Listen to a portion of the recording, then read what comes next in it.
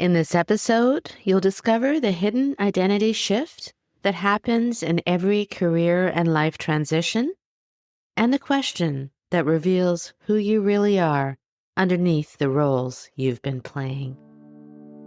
Welcome to the Midlife Reinvention Podcast, a podcast helping women in career and life transitions achieve clarity on their next steps so they can transform uncertainty into an energizing next chapter.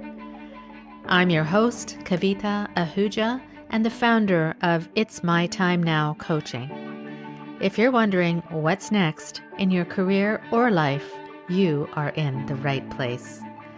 Through solo and guest episodes, you'll gain practical tips, tools, and inspiration to help you uncover blocks, gain confidence, and be, do, and have what you want. I rediscovered myself after the age of 50, and I know you can too. It's my time now to help you do just that. I'm so excited you're here. Let's dive in.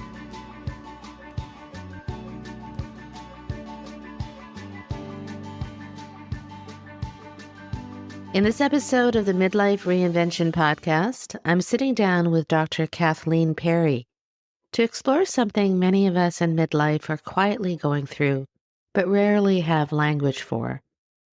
What happens to your sense of self when the identity you've spent decades building no longer fits? And how do you find your way back to who you actually are underneath? In this episode, you'll discover three things. First, why your sense of identity can feel shaken even when nothing dramatic has happened, and how to recognize what your system is actually trying to tell you. Second, why the voice in your head is not actually you, and the simple shift that finally lets you see through it. And third, the one question to ask yourself daily that cuts through the noise of should and have to and reveals what you actually want. Stay with me to the end because Kathleen and I get into what loss can teach us about being more alive and why she now feels more alive than she did before any of it happened.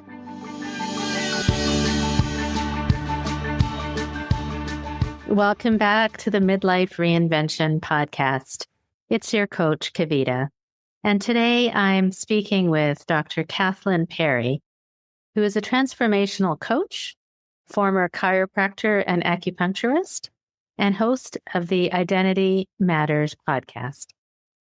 After decades in natural health care and a series of profound personal losses, Kathleen found herself asking a question so many of us are afraid to sit with. Who am I without the roles I've been playing? What she discovered on the other side of that question is at the heart of our conversation today. So thank you so much for being here, Kathleen. Thank you. I'm really happy to be here. Just thank you for having me. Of course. Kathleen, you had a thriving career in natural health care and you built this practice from the ground up.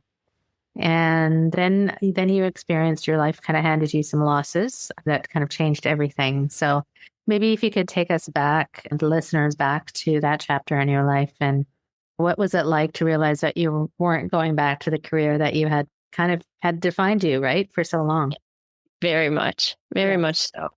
Yes, I had built out a big space. I was new to South Texas and built this functional medicine, acupuncture, women's health clinic, and had a lot invested in that. And the first loss was one that many people, everyone went through, was COVID. Yes. And so we were shut down as non-essential healthcare providers for 6 weeks or so. But my husband was already at home in hospice with pulmonary fibrosis. And I came home and I thought, I can figure out how to do this from home. And I did figure out how to do it, but it just wasn't working. And so I decided that I really needed to just kind of set that aside and give myself to him to the end of his life. So he died in July of 2020. And actually, before he died, I called the realtor who had helped me secure the place that I renovated and was renting. And I told him, I'm not going back to the brick and mortar. I'm done with that. I'm done with having overhead and a staff. I don't really know what I'm going to do, but it's not that. And I knew it, just woke up one day and I knew it. And then he kind of said, well, do you realize the financial cost of that? Because you signed a 5-year lease. And I said, it doesn't matter. I can't go back. There was going to be a big financial cost. And so, that's kind of how that unfolding and unwinding of the career identity that I'd built. Just part of it was my choice, for sure. And part of it was the circumstances of life, just kind of saying, no, not this right now. Yeah. But you kind of knew, right? You said you just knew. I think you had a grief counselor and he had asked you a question while your husband was still alive. And then I'm sorry for your loss. Thank you. With your husband. And he said, who are you going to be when you're no longer Mrs. Mike Perry? You mentioned you lost the identity, or the identity that no longer fit. So what happened then? What happened? Yes. Well, actually, I was experiencing so much anxiety being at home by myself with my husband not wanting anyone in the house, including any of the hospice nurses. So I said, okay, I'll take on that role. I'll walk you all the way home. And it was very stressful. I'm not the only one who went through something like that, I know. And so I knew that I wanted some support. I needed some support. And I had a patient who'd had a profound loss. And she referred this grief counselor. And I thought, yeah, okay, I'll try that. And so this woman was really special. And when she asked me the question, who will you be when you're no longer Mrs. Mike Perry? And I was kind of taken aback. And I was like, oh, I'm just going to be who I always was. And what I realized, maybe not then, was that my identity was much more tied to Dr. Perry. So I thought, well, I'm going to miss my husband. I loved him dearly. I enjoyed, and that was the truth, Kavita, that he was the love of my life. But that wasn't the identity that shook me. It really was kind of it was all the losses. And by the way, in a 5-year period, I had 5 profound losses. And every one ended up being a portal to taking a look at when roles and identities and people in your life are no longer there. Who are you? What's left? What is? And what's there is what's always been there. But we take ourselves to be the roles we play, the things that have happened to us, the beliefs that we have, the thoughts in our head. I mean, that's the biggest one. Everything that the voice in our head tells us, we think that's us. And so, I didn't understand the question, to be honest with you. I think the fact that I was like, well, that's not going to be a problem because I'm not identified as a wife, even though I loved being my husband's wife. Yeah. But then I found out, later on, I was like, oh, I know exactly what she was talking about. Yeah. Who you take yourself to be, that's a constructed persona that's not who you are. But it isn't the full truth and the essence of who you are. Yeah, I love when you said that every loss was a portal to who you are. Every loss, and that who you are has not been lost. It's always been there. But I also want to go back to I want to go back to what you mentioned about that voice in our heads, and I speak about that a lot here, and especially with my clients, who that voice in our heads, it really runs the show often. That inner critic, the perfectionism, or the limiting beliefs sometimes we have, but we can't do this, we're not qualified enough or good enough to do the next thing or to be somebody that we're not used to being, right? So you said that you did mention that that voice in our head doesn't run the show. So tell us a bit about that, and what do you mean by that? And how does somebody who's listening might change that? And how did you manage those voices? Or do you still do that?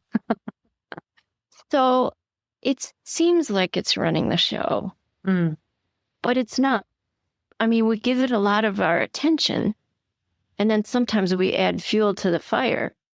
But those thoughts I don't know where they come from. I've got a lot of theories, but I'm not really sure where they come from. But they're not really us. If you think about it, and I'm so glad to hear that you spend a lot of time talking to your clients about that. I do with my clients as well. Because we create our experience by the power of our thinking. Our experience is from the inside out. It's not what's happening out there that's making us feel a certain way or do a certain way. It is our interpretation of what's happening, right? Our thinking about what's happening, the stories that we tell. And so you did ask, it seemed like you asked a couple questions in there, but one thing you said was, what did I do to manage that thinking? And I discovered that it's not possible or necessary to manage it. There's still a voice in my head. Yes. I just see through it. I just see, and guess what? There are moments when I'm tired and maybe there are 2 or 3 things closing in on me, and I'll get caught up in that thinking and identified with that for a while. But I catch wise to it a lot faster because, one, it doesn't feel good. And when I get that sense in my body that something's off, then I kind of go, okay, what are you thinking and believing? Oh, yeah, that story. That story's running again. So this took me a while to see that. I mean, my first insight was that there's a voice in my head and it's not me. But it took me a while to see that I didn't have to do anything about it. I just had to see through it. And that might seem, for somebody listening who hasn't heard this kind of thing before that we're talking about, it might seem like, oh, come on, really? It's that simple? And in a way, it is that simple. The seeing of it, all of a sudden, you come to a realization that it's just a voice.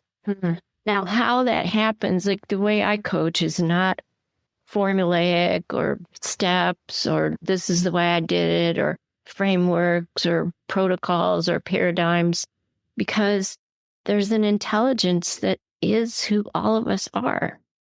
And it's living us all the time. We're just identified with something else most of the time. And that's where all the suffering comes from. And it's not to say that there aren't challenges and things where we do have to refer to our intellect to make decisions. But I've learned to, and I'm still learning, I expect to be life handing me new lessons till my last breath, right? And just, I don't have it all figured out. But I have just come to live my life trusting that, living as that, letting go of the steering wheel, letting go of the grip of, and it doesn't mean that I don't have some intentions, but I've been playing with a lot lately. What do I actually want? And that seems to kind of cut through a lot of, I don't know if I can say a bad word, but you can say it. Seems to kind of cut through some of the bullshit. If I just, like, not what should I do? What do I think I should do? What can I do? What can't I do? What do I actually want to do? Yeah. What's actually alive right now? What's calling me? Yeah. I think that's really an important question, and I want to get back. I want to get right into that. I want to just go back a little bit to that voice in our heads, and I really agree with you. And then I always say it's not that voice in the head is not you. It's something that's there that's firstly questioning like, why is it here, and really often it's as a protective mechanism to protect us from something else, right? And it's not you. So that's very important for anyone listening. Yes. I love going back to what you said about the question is, what do I actually want? And that is really a key. And I think a lot of women listening have that's such a big question I get every day. I was like, I don't really know what I want. And a lot of that sense of that something is missing in their lives. And even if their life, and like, for example, same with me, that happened to me, everything looks great on paper, right? Everything maybe seem perfect on the outside, but there is something missing. And that question comes up a lot, especially in midlife, in this stage when we're like in transition period in our life. What is that trying to tell us? Like, what is that something missing? What, like when we hear that in ourselves? I mean, first of all, I can share what it was like for me. And then, of course, I'd love to hear what it was like for you, too, because it seems to be really common. And since we're probably speaking to midlife women in transition, as circumstances in our life change, that question does seem to come up. Like, okay, because now you have an opening. The children are gone. You're an empty nester. I struggled with that. I've struggled with that question for a long time. Am I really doing? And that I think it was kind of a sense that there's something missing. And I guess if I were to try to say one thing that would apply to everybody, because everybody's path is going to be very different, it would be just go within. The answer is within. And for me, I found out that it wasn't as big and grandiose as I thought it was. Mm-hmm. It was ordinary and simple. It was like just be. But I pretty much do live my life more like, what do I want right now? Mm-hmm. Mm-hmm. However, I think maybe for me, and I have to hear for you, I think the struggle was I was still paying attention to that noise, that voice in my head that was saying, you can't, you shouldn't, look at all those years you went to school, and when I found out that what I want is just to hang out with my dog today at home, have this conversation, and then my mom just died 4 weeks ago. So and her boyfriend, like really husband, they were only together 5 years, but he's grieving. And so we have dinner every Thursday night because me and her and him had dinner every Thursday night. And that's it. Like, that's what I want today. That's so the things that I want have changed. I think this might be typical for most people at this phase of life. Relationships are more important than love. I want to experience love every day.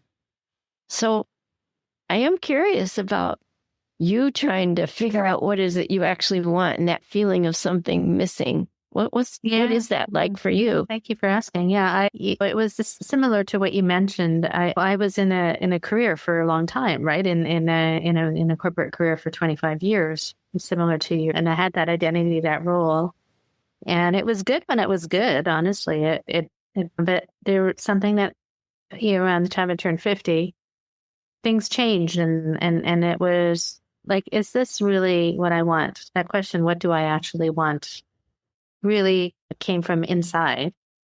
And that was a trigger. And then we have all these we can have different types of triggers, but that was my trigger. And it's like, is this how I want to live my life for the rest of my life? Because I felt that something was missing, and that something was like finding out who I am, what I really wanted, what I was doing, was it aligned with who I wanted to be, what I wanted to contribute in the world. And it had shifted. And you're right. It was when my boys had left the house, and now it's like there was more time for myself, more time to think about those things. And then I realized, well, I'm not the only one with this. And that's what led me to this work. And I just think it's fascinating. That question is so important. What do I actually want can be a trigger and a launching pad, I guess, for your next, not even what to do, but who to be, right? It's not so much, it's not so much, oh, I have to do this. Like you were mentioning, if you want to just like, not just, but if you want to play with your dog today, that's who you want to be today, right? But it's fulfilling something internal that maybe when we were younger, perhaps we didn't have possibly the time or even the understanding that was missing, right? So it's about looking at what your values change, your passions change, your things change in your life as you grow older. And that's what this is all about, is like kind of understanding what as you said before, who is that woman within, and bringing her out. Well, yes. And to me, now tell me if I say it in any way that's not landing right, but when you discovered that you wanted to go within, then what came from that was wanting to engage in that and help others do that. Like a natural consequence of following the tickles of your soul, or you let yourself do that. Yeah. And then you probably weren't up in your head trying to figure out, oh, can I make a business out? Like, it sounds like it had a little bit of an organic. It was. I didn't know. I didn't know I was going to start a podcast. I didn't know. I knew I wanted to reach as many women as I could with this message, so that it's not the ending. This is the beginning of your life. It is. It's not a crisis. And so then I fell naturally into it. And I think that's one of the messages I often share, is that you don't have to know everything.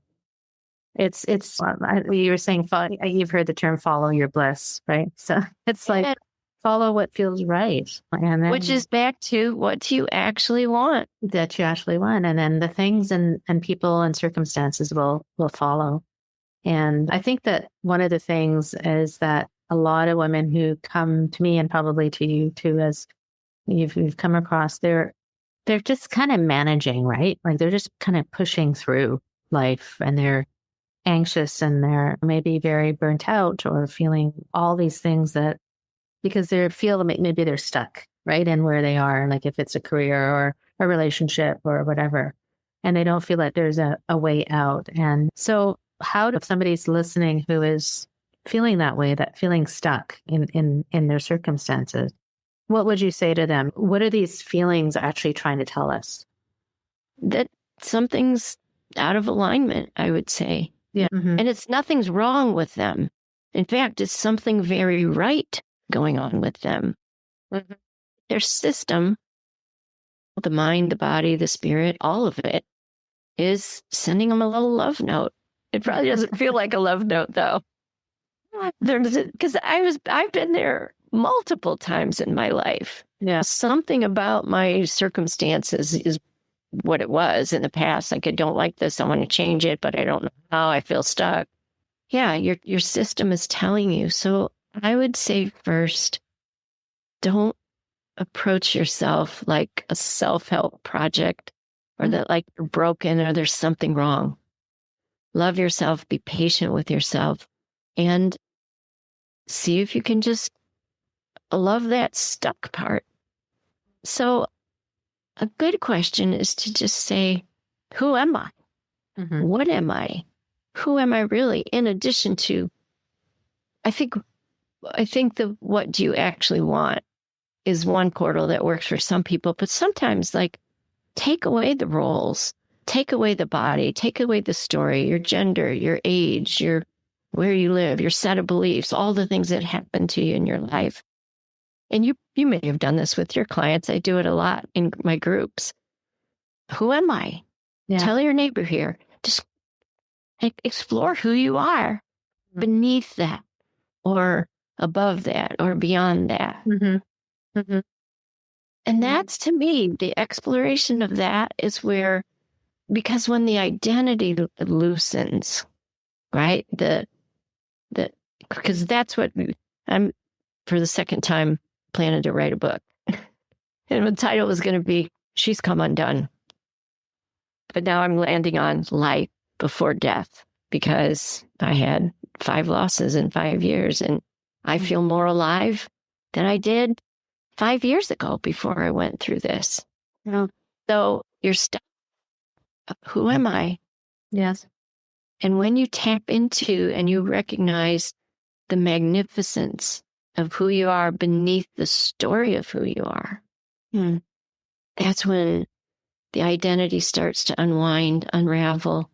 It's like you're going to stop being a mother and stop being a podcaster. But all of a sudden, you're going to see who and what you really are. Yes.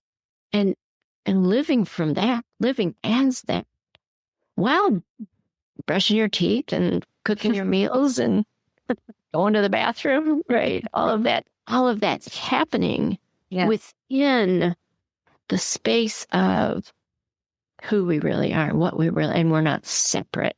That's the other thing. So many of our problems, I know for me, I'm an only child. I went through a trauma at age 5. Again, people don't have to know their backstory, but for me, it became clear that at that point, I was kind of like, okay, I'm the lone wolf. It's up to me. I became very self-reliant. And that, when I started seeing through that, like, my life now has changed a lot. I need people. I need help. I'm part of something bigger, whether it's even a person that shows up. But it's interesting when I just kind of internally ask, it's like people and circumstances just like on a silver platter show up for me. Yes. It's the energy. I love that. That question, who am I really, is something where you kind of begin to you don't have to be in control all the time. You just kind of trust something deeper that shows up when you ask that question, right? Who am I really? And if you really listen to that, then the answer will come. And I think I agree with you in that it's about tapping into that. How do we tap into that knowing and then letting it surface and giving itself permission to show up. Yes. And I mean, you had told me a story. I think you said that you had an idea of your podcast, for example, and it took you, I think you said 4.5 years before you actually launched it. So was it because you were stuck, or was it because it wasn't fully, what shifted for you there? Yeah. There was a couple of things you said, though, that I just wanted to highlight before I answer that question. Because since your listeners are mostly women, and it's in men too, it's everywhere, it's baked into us, is that intuition. Yeah. Being led by intuition and trusting that. And you use the word manage and control. I grapple with that, like, how much control do we actually have? How much of life is just happening? But I don't have to know. I can just tell you, though, when I take the hands off the steering wheel, I trust something bigger and deeper than me. My own inner guidance, my wisdom, my intuition, whatever it is, God, source. There's something in it, and the universal intelligence, all the names for it. There's much less managing. Yes. That's necessary.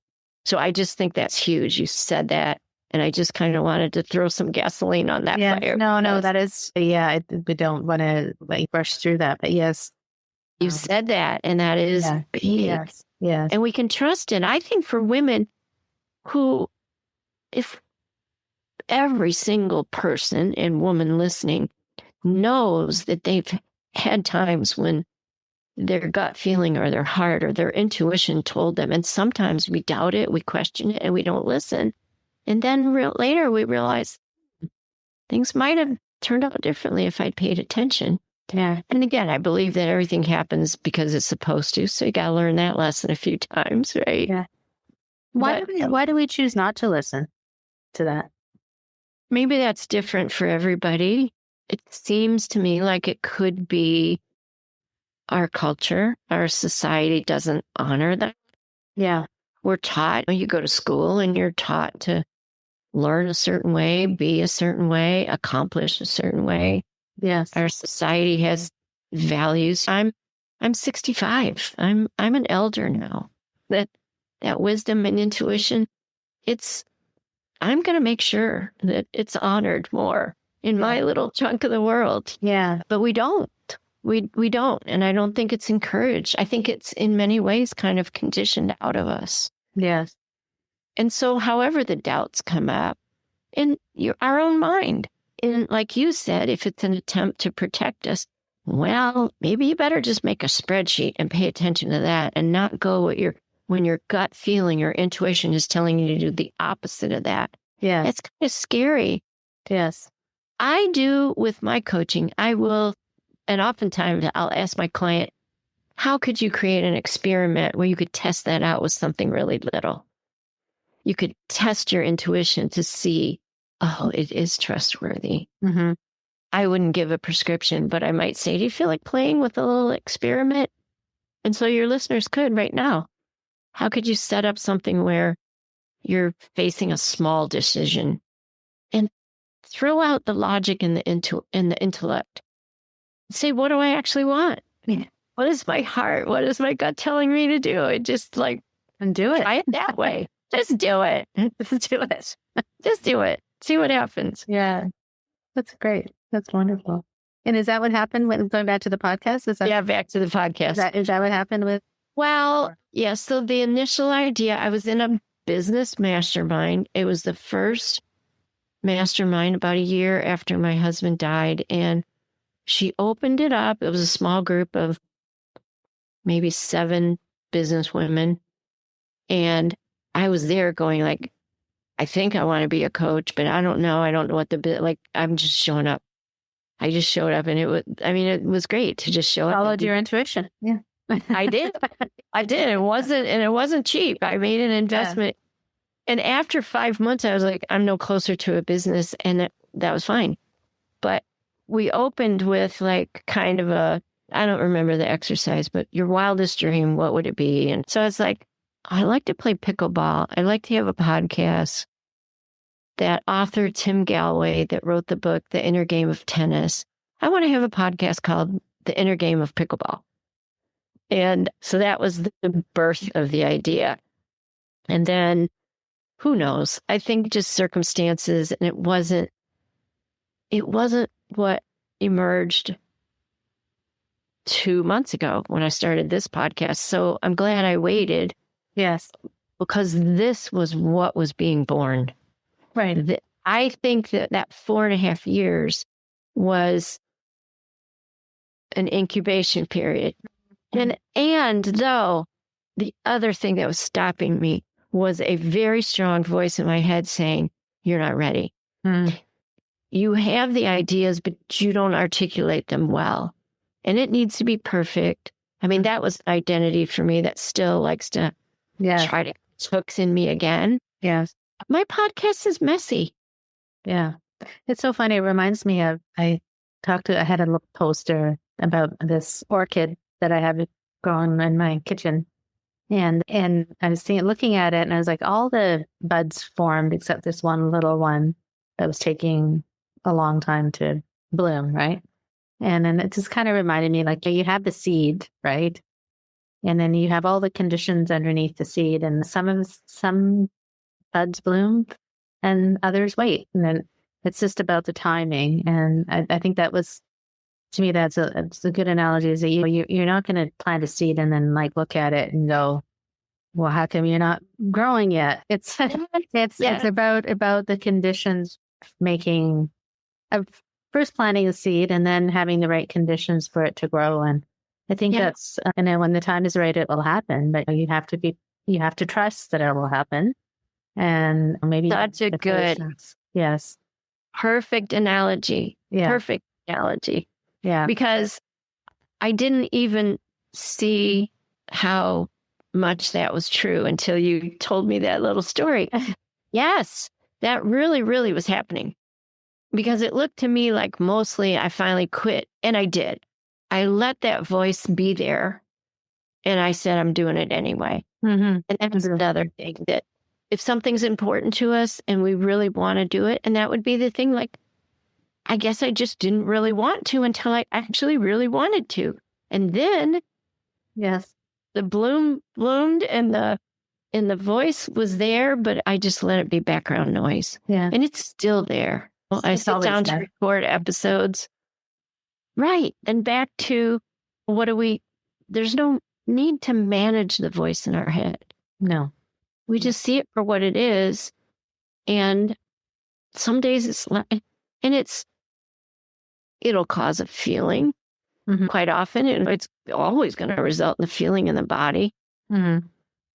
And so, Yeah. that's a good check engine light. Oh, yeah. Yeah. Wonderful. Check engine. That's good. Yeah. Yeah. Acknowledge it's there and then do it anyway. Right. I did it. I actually Wonderful. did it. And what are you doing now, or who are you being now? I have the podcast Yes. I love, and it's my work. I want it to be a gift. I want to know that if I'm outside walking the dog and I run into somebody and they may not ever coach with me, but I might be able to send them a text message or direct them to 3 episodes on anxiety on my podcast. What's the name of your podcast? Identity Matters. Identity Matters. Perfect. Yes, that name I labored over that name, and then it came to me. I mean, it was a download. Just on that, because I love that title. Maybe the person who's listening, what does that mean? What does that mean to you? Like, should it mean to her? Identity Matters. Yeah. Well, it's kind of got the double meaning of identity matters, as in matters topics, right? The matters that we talk about, but identity matters so much because it's everything we were talking about here. Yeah. The who we take ourselves to be is when we can see the deeper truth of who we are, it changes everything. Changes everything. We identify as the voice in our head. Mm-hmm. And that's not who we really are. So I think the podcast would be great for anyone who's curious about what we've been talking about. What do you mean, voice in my head? What do you mean I'm not the roles I'm not entirely who I'm taking myself to be. Right. I'm not separate. I'm not this isolated persona that's been constructed, conditioned, acquired. I'm so much more magnificent than that. And that's the message. And so there's a book. I'm in a mastermind right now. My second attempt at a book. Who knows? No pressure. Because actually I signed up for the mastermind. And when we introduced ourselves in the beginning, I said, I'm here because I like the coach. I like this community. I want to write, but I have no intention of writing a book.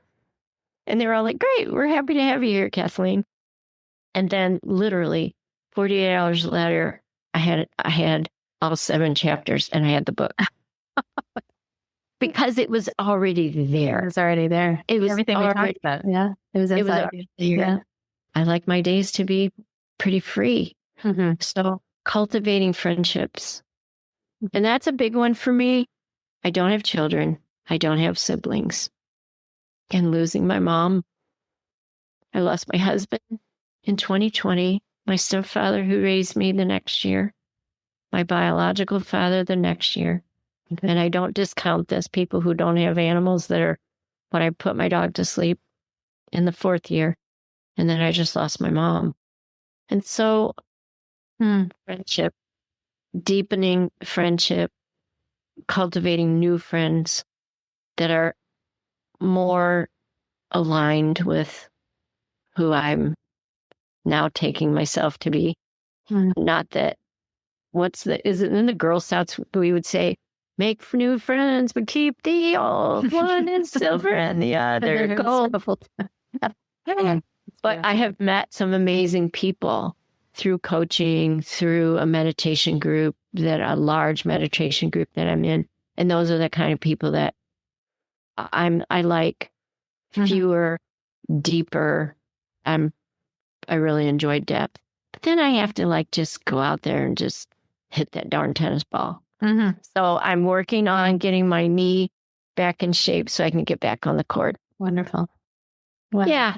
Well, that's so great. And it's especially going through all those losses and you're doing what you love to do and listening to your intuition. And as you said, identity matters. So Yeah. it's been wonderful having this conversation with Kathleen. A lot of wisdom and lived experience. And I'm sure that the listeners have gained a lot. So I really appreciate your time and sharing. I appreciate you. This conversation has been, it just flowed and it was, I think we found some juiciness in there. Yes, I think we did. You're a great person to just sit down and talk to and a great interviewer. Thank you so much. I really appreciate it. I love doing what I do. And so it shows. That's why I do it. So, and also to help women who are feeling stuck or feeling like maybe their identity doesn't matter or they don't matter and just to let them know that they do. And so I really appreciate it. And we'll share your links in the show notes. Thank you. You take care. You too. What a beautiful conversation. Thank you so much, Kathleen, for sharing your wisdom and your story with us today. Before we close, here are the 3 biggest takeaways from today. First, the identity you have built over decades is not who you really are. It is something you have constructed, conditioned, and acquired. And when life takes that identity away through loss, transition, or change, what feels like a crisis is actually an invitation to discover who you have been underneath all along. Second, the voice in your head is not you. You do not have to fix it or manage it. You only have to see through it. The seeing is what changes everything. And third, the most powerful question you can ask yourself in midlife is this: what do I actually want? Not what should I do? Not what can I do? What do I actually want? That single question cuts through everything else, and the answer is closer to the surface than you think. As Kathleen and I talked about today, the voice in our heads keeps so many women from acting on what they actually want. We hear, "You're not ready," or "You're not qualified enough," or "Who do you think you are to do this?" That voice does not go away, but you can build the confidence to act anyway. And that is exactly what my 28 Days to Building Confidence guide is designed to do.